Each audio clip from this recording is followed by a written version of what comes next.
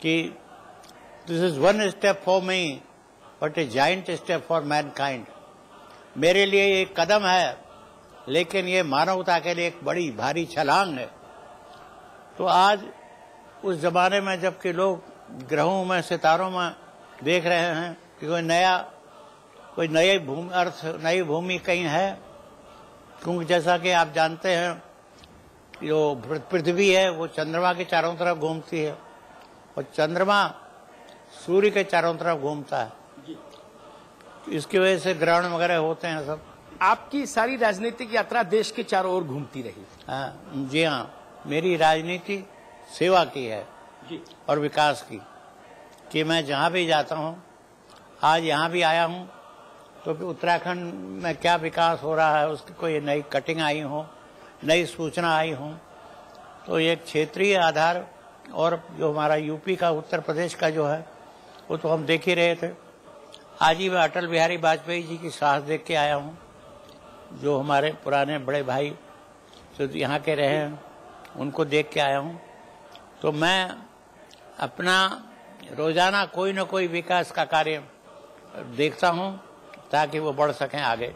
तिवारी जी, आप उत्तर प्रदेश में आपके बाद कांग्रेस का कोई मुख्यमंत्री नहीं हुआ, उसके बाद ऐसा लगा कि शायद विकास की गंगा उत्तर प्रदेश में थम सी गई।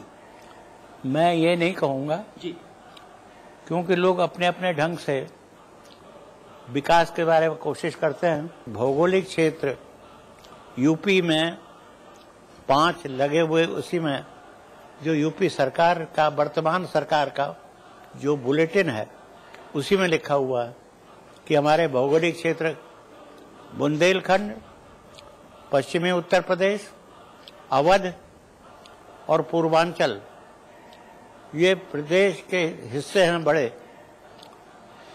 तो मेरी तो ये हमेशा से राय रही है और आज भी है कि इन राज्यों की अलग सरकार बननी चाहिए। उत्तर प्रदेश का विभाजन होना चाहिए। उत्तर प्रदेश का विभाजन हो क्या, विभाजन नहीं, उत्तर प्रदेश को और प्रभावी बनाया जाए। कॉन्फेडरेशन ऑफ स्टेट्स, कॉन्फेडरेशन जिसमें कि 5 राज्यों के साथ मिलकर के उनका ऑटोनॉमी भी रहेगी और वो उत्तर प्रदेश के जनरल गाइडेंस में रहेंगे। तिवारी जी, उत्तर प्रदेश नेहरू का गृह प्रदेश, इंदिरा जी का गृह प्रदेश, नारायण दत्त तिवारी का गृह प्रदेश, फिर उत्तर प्रदेश में कांग्रेस पिछड़ क्यों गई? कांग्रेस पीछे लगभग 25 बरस होने जा रहे, कांग्रेस वहां मुख्य धारा से बाहर है। देखिए, कांग्रेस से पार्टियां ही निकली हैं। जितनी पार्टियां, पॉलिटिकल राजनीतिक पार्टी आज हैं, उनका मुख्य धारा तो कांग्रेस रही है जी। सब कांग्रेस से ही तो निकले हैं।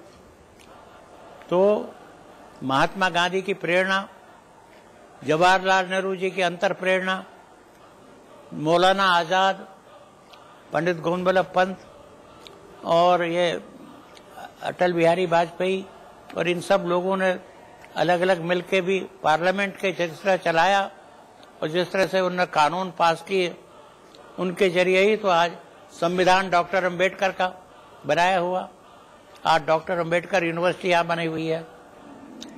तो ये सब यूनिवर्सिटी कितनी बनी है और उनमें क्या क्या हो रहा है।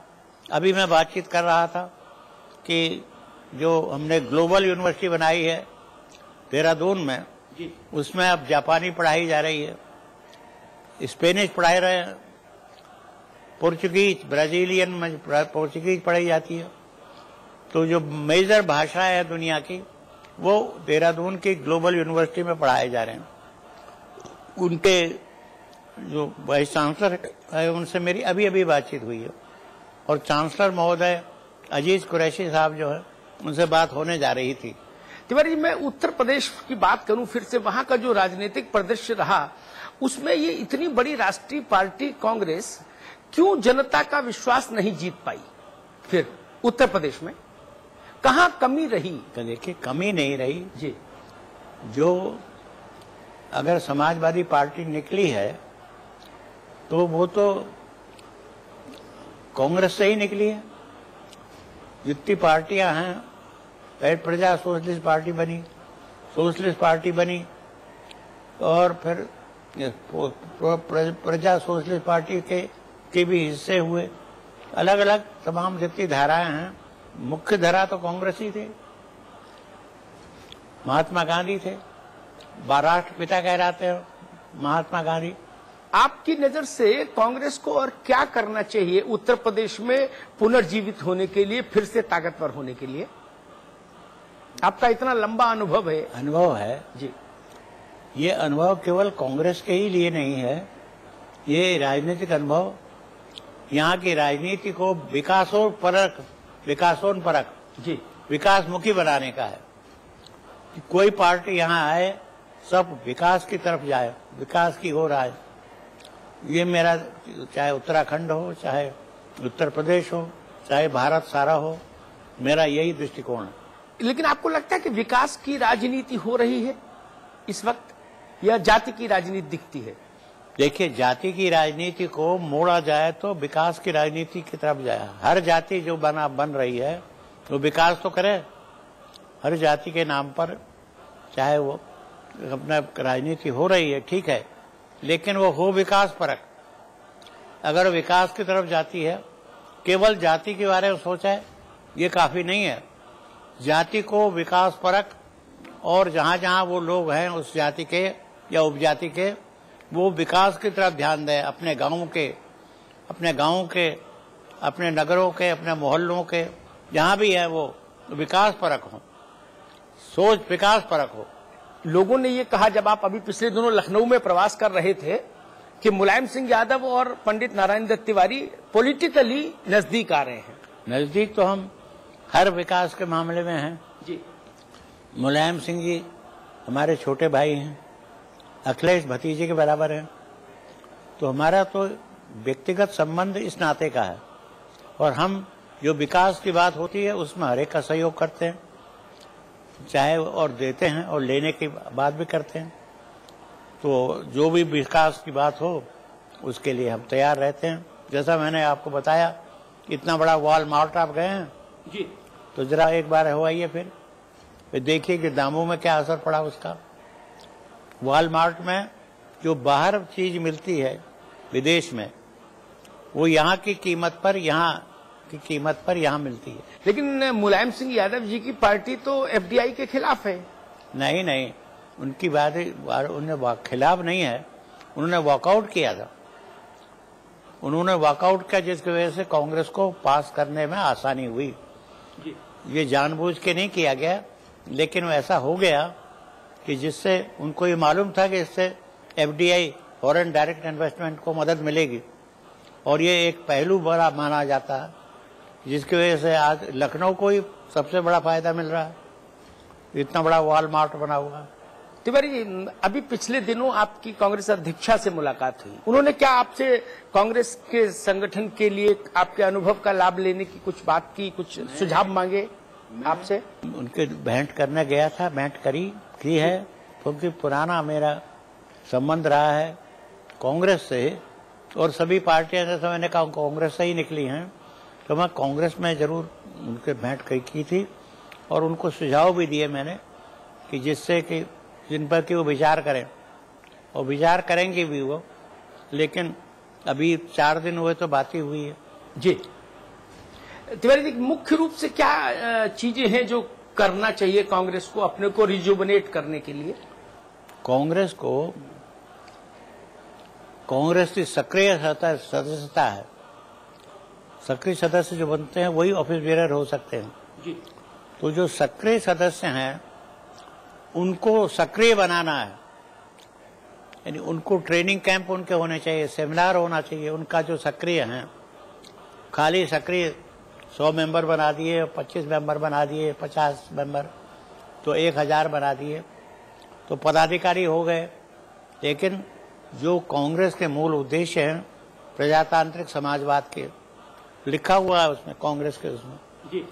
और भारत के संविधान में जो डॉक्टर अंबेडकर और डॉक्टर राजेंद्र प्रसाद, जवाहरलाल नेहरू जी, मौलाना आजाद, अरुणा आसफ अली, उन सब के लोगों की उस थिंकिंग से जो बना, वो उस संविधान को लागू करने का काम आज बहुत बड़ा अगर हम संविधान को ठीक से लागू कर सकें, ग्राम स्तर से लेकर दिल्ली के स्तर तक, तो वो सबसे बड़ी कामयाबी होगी। तो वो उसी पर ध्यान, अब मैं आज उत्तराखंड में आया हूँ, यहाँ तो यही पूछने आया हूँ कि आप पास क्या खबर है, क्या अखबार आए हैं, अखबार वहाँ के क्या हैं, अखबार क्या कर रहे हैं। तो ऐसे ही मैं हिमाचल में क्या हो रहा है हर एक में मैं दिलचस्पी रखता हूँ कि जिससे कि हम अपनी जो कुछ कर सकते हैं व्यक्तिगत रूप से, जो कुछ सेवा, जैसे आप पूछ रहे हो सवाल, ये भी सेवा है। आप जो सवालों के जरिए जो लोगों को की भावनाएं बता रहे हैं और उनके बारे में जिज्ञासा व्यक्त कर रहे हैं, सवाल कर रहे हैं, ये बहुत बड़ी मदद है। तिवारी जी, इतने लंबे करियर राजनीतिक जीवन यात्रा में ऐसा कोई क्षण बताइए कोई ऐसा लक्ष्य जो आपको जो करने में आपको लगा हो कि हाँ ये एक बड़ा और संतुष्टि का विषय था। सबसे बड़ी बात तो ये थी, जब अंग्रेजों से आजादी की लड़ाई चल रही थी, मैं तो तब से हूँ जी। आप देखिए ये निशान जो है, ये बंदरिया वाला एक बॉर्डर था। वंदे मातरम कहने में उन्होंने ये बंदरिया वाला ने को छोड़ दिया मेरे ऊपर, तो ये निशान उसका लगा है। यहाँ देखिए आप, यहाँ निशान है जी, जिसमें कि जेल खाने में मुझे टाइफाइड जब हुआ, 33 दिन डेलीरियम में रहा, बेहोश। तो उन्होंने कहीं उसको मर न जाए, हमारी बदनामी न हो जाए, तो अंग्रेज सरकार ने भी वहाँ पर एक वो क्या कहते हैं, हॉट वाटर बॉटल, गर्म पानी की रबड़ की बोतल जो होती है, वो लगाई।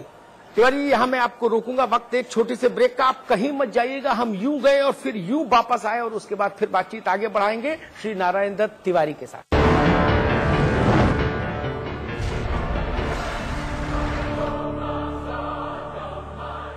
भूमि ग्रुप पेश करते हैं Vrinda elegance, an integrated colony at Vrindavan. भगवान श्री कृष्ण की क्रीड़ा स्थली वृंदावन में बसने का सुनहरा मौका। एहसास कीजिए ब्रजवासी होने का। आज ली क्या? Interestingly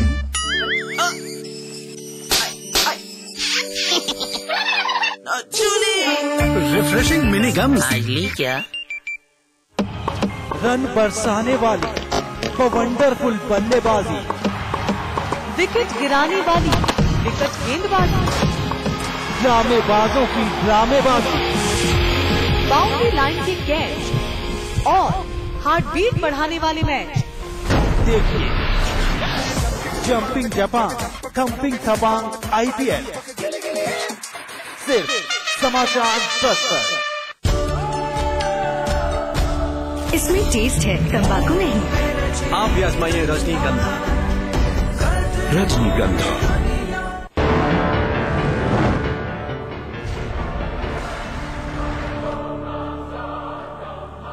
welcome back. ब्रेक के बाद आप सभी का बहुत बहुत स्वागत है। आप देख रहे हैं चक्रव्यूह और आज हमारे साथ हैं श्री नारायण दत्त तिवारी।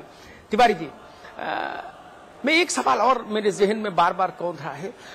आप मुख्यमंत्री रहे उत्तर प्रदेश में, उत्तराखंड में, केंद्र में मंत्री रहे, कोई ऐसा काम भी मन में बचा जो आपको लगता हो कि मुझे करना चाहिए था, नहीं कर पाया? राजनीतिक यात्रा में ये असली बात यह है कि जो हम जैसे अब बना है ये यूनाइटेड प्रोग्रेसिव अलायंस UPA, उधर बना है national democratic front alliance NDA का, तो ऐसा अलायंस हम नहीं बना पाए। तो अगर हम उसमें बना पाते और तो हम ज्यादा काम कर सकते थे।